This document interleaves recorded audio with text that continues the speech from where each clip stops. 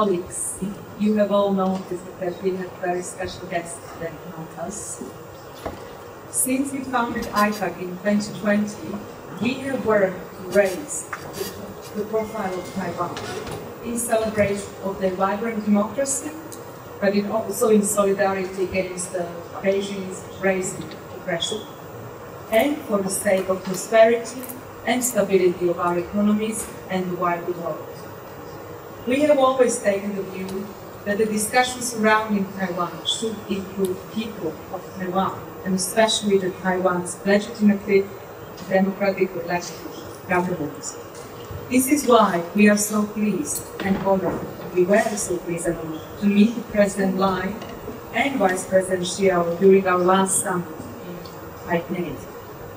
And it is why we are deeply privileged today to have with us the Foreign Minister Li, Ambassador Chen, and so many other representatives of the Taiwanese government, but including and especially the Vice President of Taiwan, Xiao Li.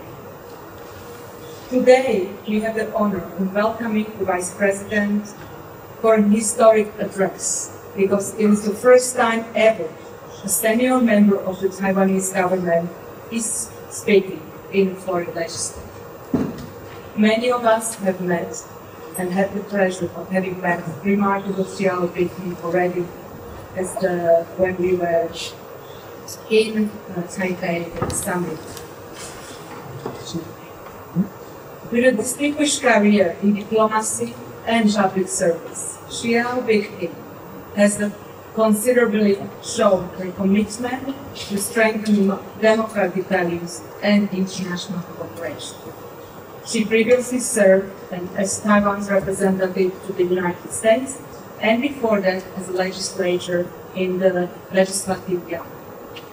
Her international experience, including a background in the United States and advanced studies in political science, equip her with a unique perspective on global affairs and Taiwan's role in the world stage. Given her leadership at the critical moment, we are privileged to have her here today with us and hear her insights and the vision for the future. Please join me in warmly welcoming Vice President.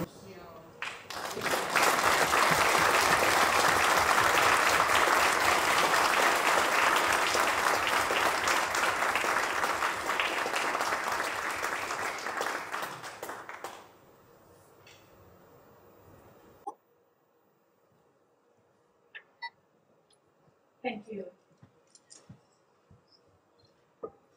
Thank you, IPAC, for the privilege of being here in the European Parliament.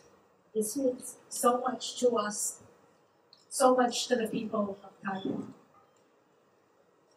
From my first meeting with you 3 years ago, when I hosted a reception for IPAC in Washington, D.C., to our gathering in Brussels, in Taipei, and now in Brussels.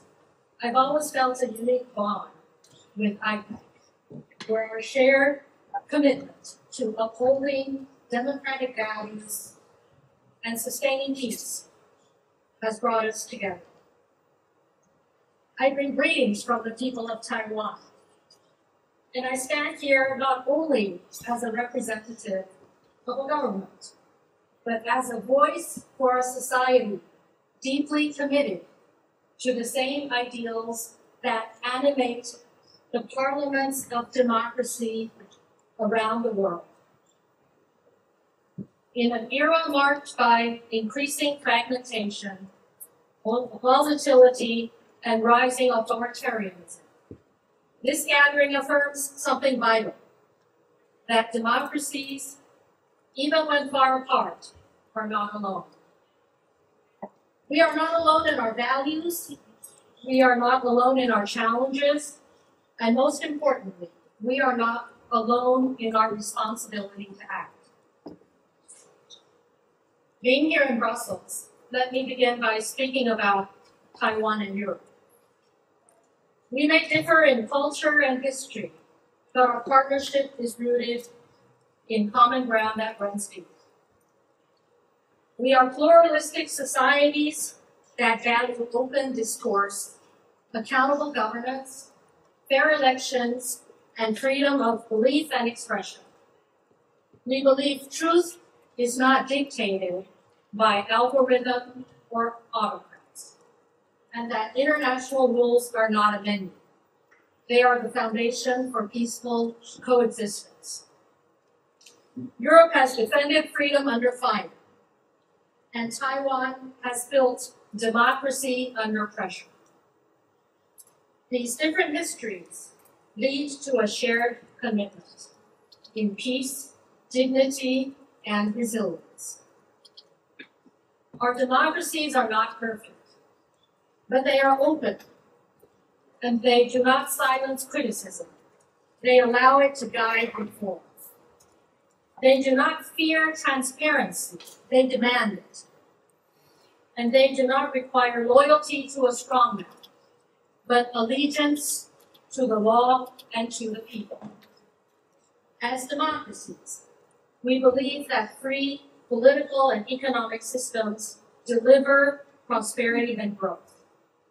Freedom fuels innovation. Fair and open trade fuels cooperation. These aren't slogans.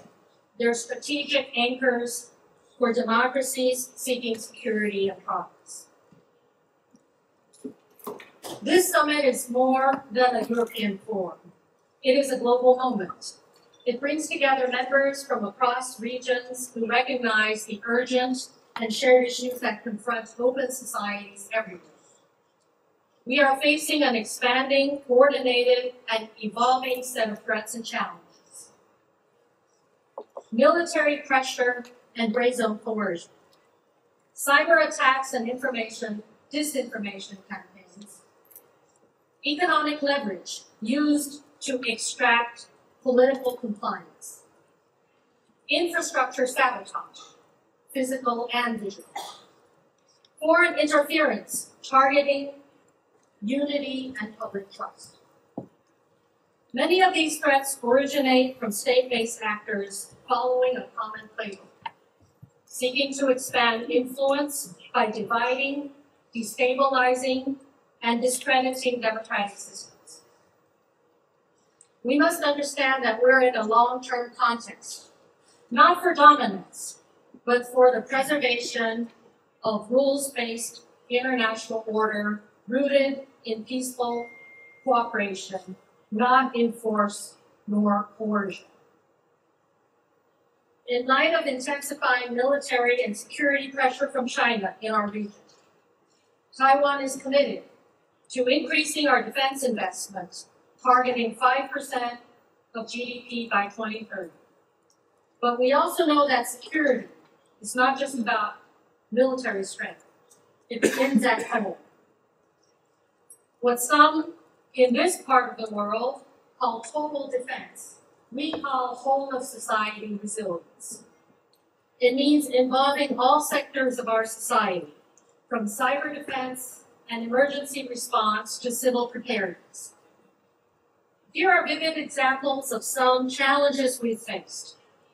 In 2033, Taiwan's undersea cables connecting offshore islands were cut, disrupting vital communications and emergency services.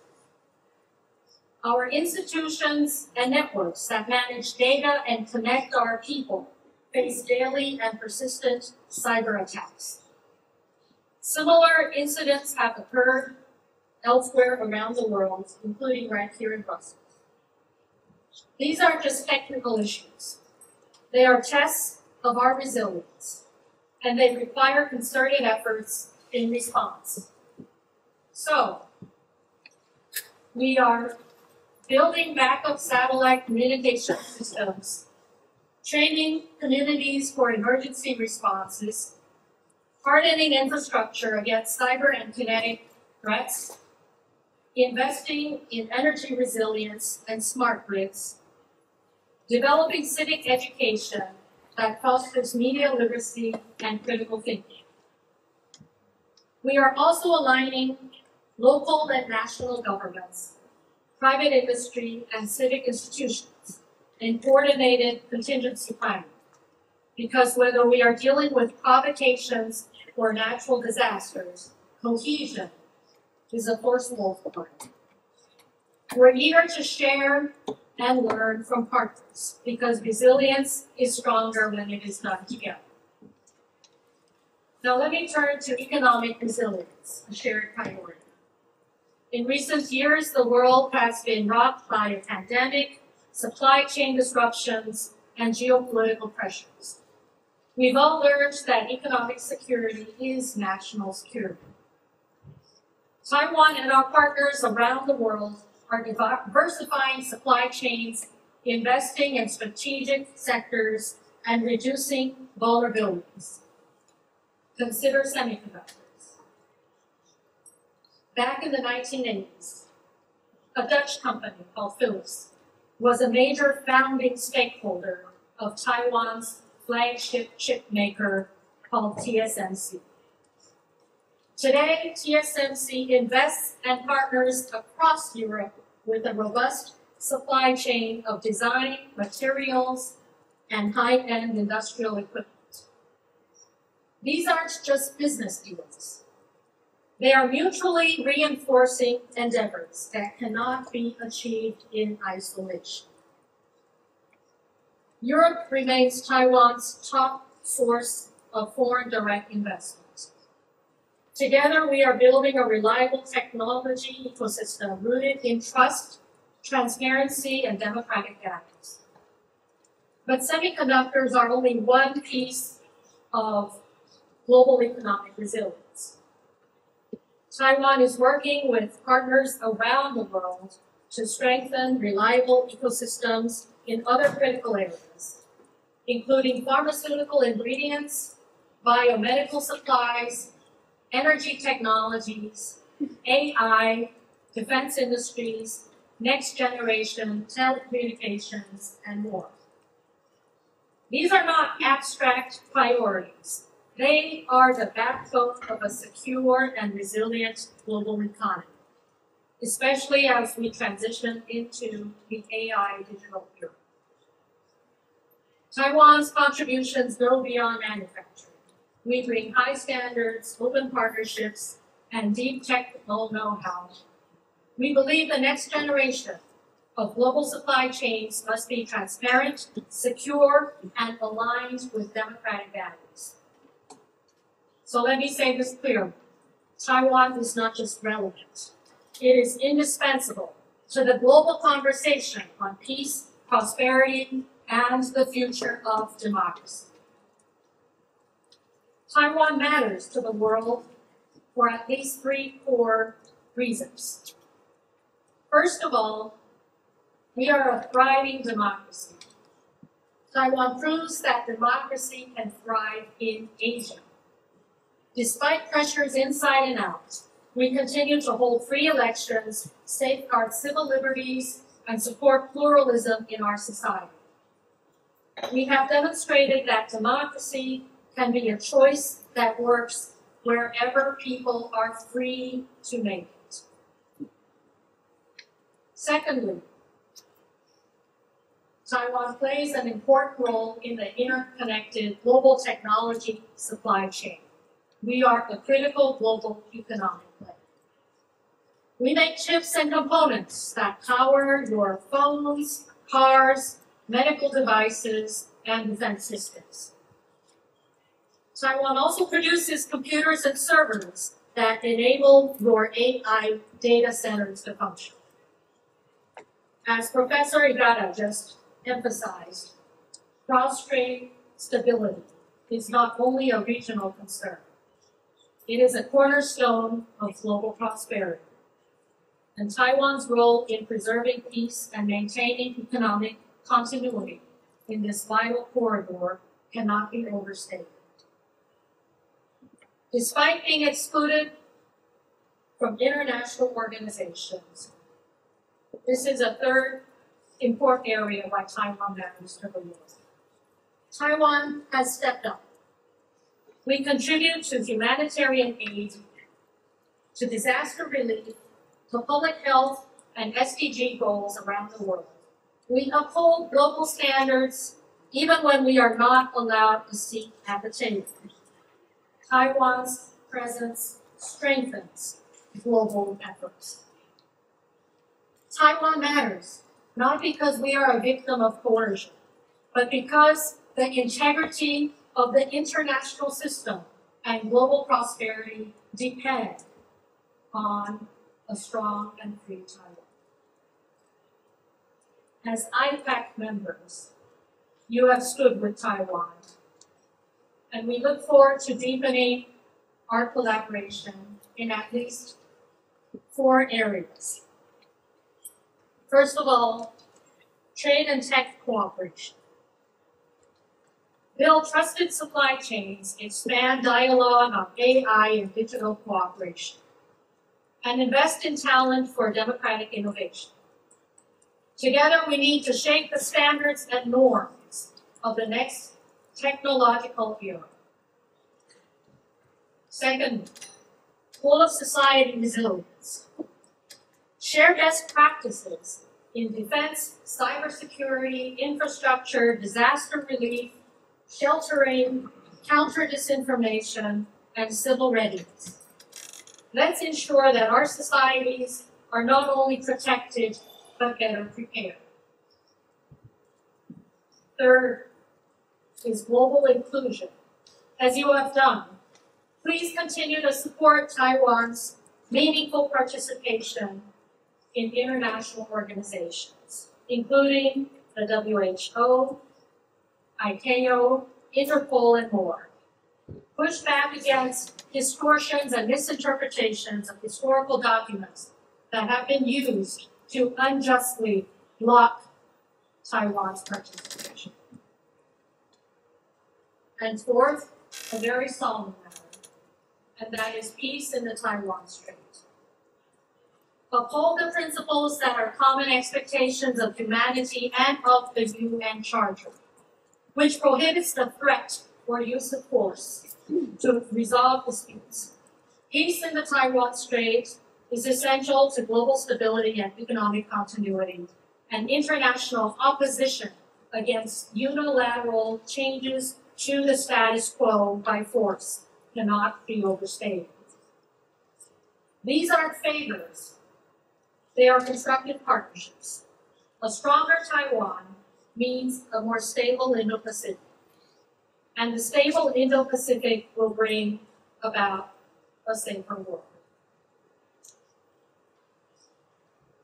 A few months ago in Taipei, IPAC members gave me a calligraphy gift with the Chinese words, 得道者多助, which is an axiom from the ancient philosopher Mencius, literally meaning those who take the right way get a lot of help. It is an assertion that righteousness, justice, and moral integrity will naturally attract widespread support and assistance. When it comes to international participation, things have been so hard for us Taiwanese.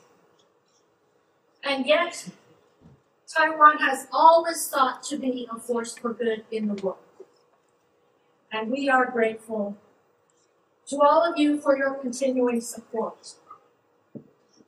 We don't just want to survive, we want democracies to thrive. We're not just defending what we have, but building what we want the future to look like, where free people and societies are more connected, more united, and more capable, and of course, stronger together. Taiwan is ready to work with all of you. Together, we can ensure that freedom not only endures, but prevails. Thank you.